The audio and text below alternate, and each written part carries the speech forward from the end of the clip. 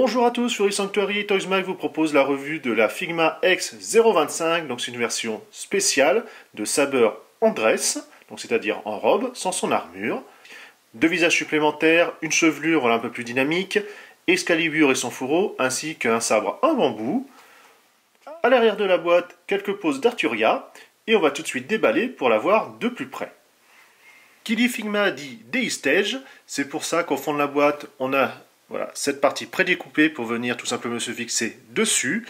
Moi personnellement je n'en ai toujours pas, donc ça va rester ainsi en boîte. La fameuse Excalibur et son fourreau, on peut voir toujours les détails sublimes de la peinture et des gravures. On s'en est déjà habitué puisque c'est quand même pas la première fois qu'on a cette figurine là, enfin, en tout cas ses accessoires. Une fois enlevé, on retrouve l'inscription sur la lame. Rien à y redire, comme d'habitude. Le sabre en bambou, pareil, ça a déjà été fourni avec une précédente saber, donc on ne va pas y revenir dessus. Toujours détaillé. Les visages supplémentaires, que ça soit un peu plus joyeuse ou sérieuse, puisque la version neutre est déjà prémontée sur la figurine. Une chevelure plus longue et dynamique.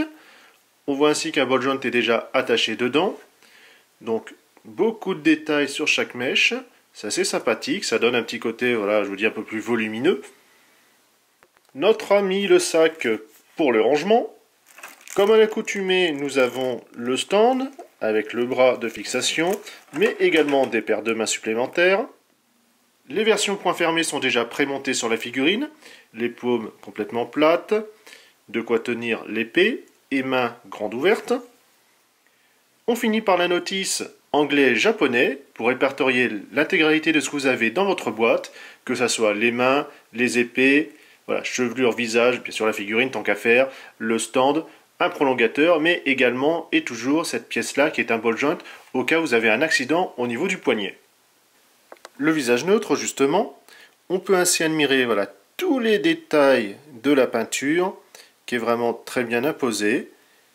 La sculpture également au niveau des cheveux. Donc, toujours un travail de haut vol, rien à y redire. Concernant la robe, toujours pas de coulure ou quoi que ce soit, très bien appliquée. La pose de la dorure est maîtrisée. Concernant la figurine, vous êtes habitué, Figma et surtout les sabers au nombre que je peux vous proposer. On va avoir ici, pour changer le visage, des montages classiques. Toujours faire attention chez Saber, c'est cette pêche-là, qui est rigide, puisque le reste de la chevelure est plus caoutchouteuse. Et là, je m'aperçois que ça ne tient pas du tout, il va falloir renforcer ça. Articulation, le ball joint là-haut, donc forcément gauche-droite, et même si la chevelure jette un petit peu, on peut quand même lui faire pencher en avant, c'est déjà ça. Ici, ball joint, rotation, le coude, à nouveau, un ball joint, comme je vous parlais, en sachant qu'il y en a un supplémentaire de fourni en cas de casse. Ici, en bas. Vous le voyez au niveau de la jupe, entièrement rigide. Donc même si elle est un petit côté dynamique et volumétrique, on ne peut pas lui donner une autre pose, en tout cas une nouvelle forme. C'est bien et c'est pas bien, puisque même si l'aspect esthétique est conservé, et même on va dire optimisé, il n'empêche qu'on ne peut pas faire vraiment ce qu'on veut. Figurine d'action, quand même, il ne faut pas l'oublier.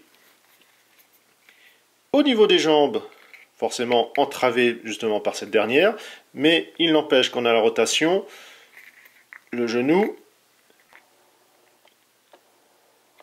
la cheville, mais également la pointe. Fans des Figma et des Saber, jetez-vous dessus si ce n'est pas déjà fait, parce que ça fait quand même un petit moment qu'elle est déjà sortie.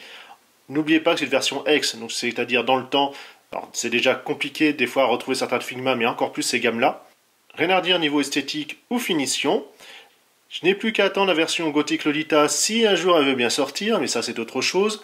À moins qu'il nous fasse une version Sakura, ça c'est encore faisable, étant donné qu'il y a déjà la PVC de disponible. En tout cas, j'espère que cette petite revue vous a plu et on se dit à une prochaine. Salut à tous.